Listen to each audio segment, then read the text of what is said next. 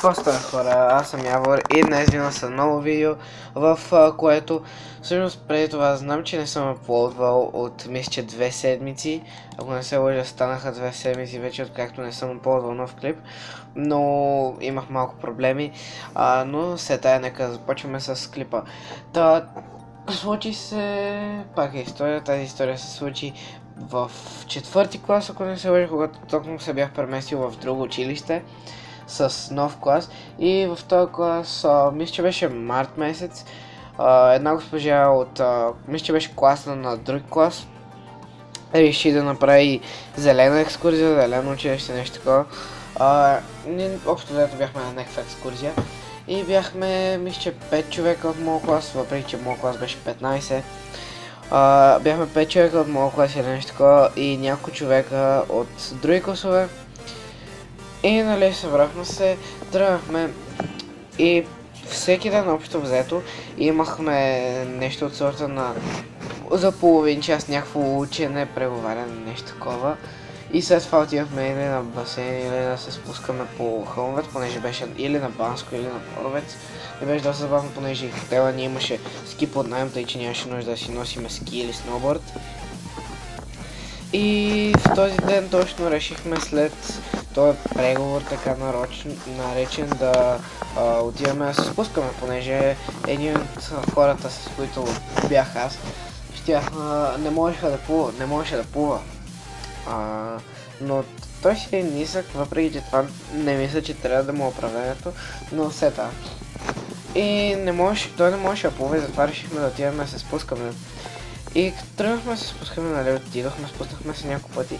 И той същия човек, понеже караше сноуборд, и аз карам сноуборд, мисъл, но той караше сноуборд и качи се, тръгна да се спусна се, не можа да спре обаче, смисъл накрая спря, но по пътя на спирането, нали знаете как трябва да завъртите дъската, така да може да спрете, така че да може да заберете снега, за да намалите скоростта.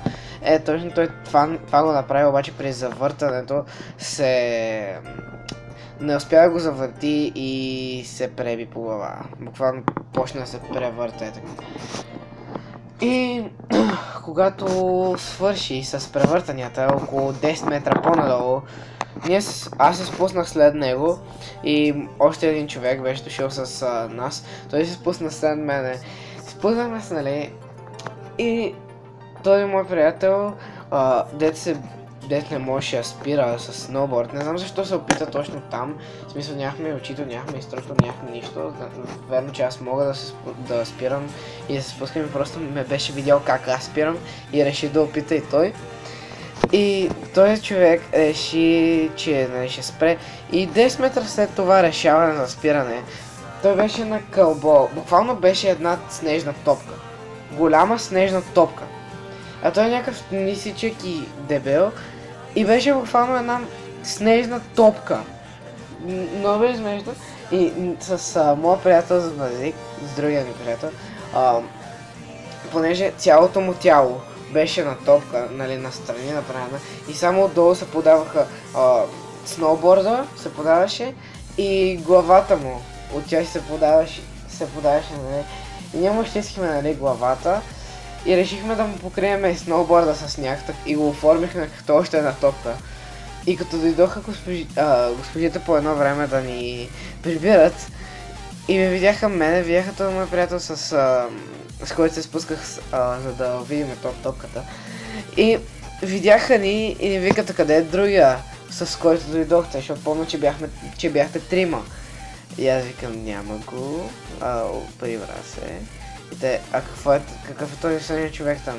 И ние се връщаме просто и му виждаме някакво лицето зад едно дърво. Представете си така една голяма снежна топка и отстрани една така как да го кажа, по-удължена снежна топка. И това едно върху друго и просто една човешка глава, една детска глава отгоре и един сноуборд отдолу. Това няма ли просто да се чудите какво за бога е това? И нали, след това слезнаха долу, поизчистиха го, нали, махнаха снега, разказах какво стана и така. Но общо взето това беше за тази история.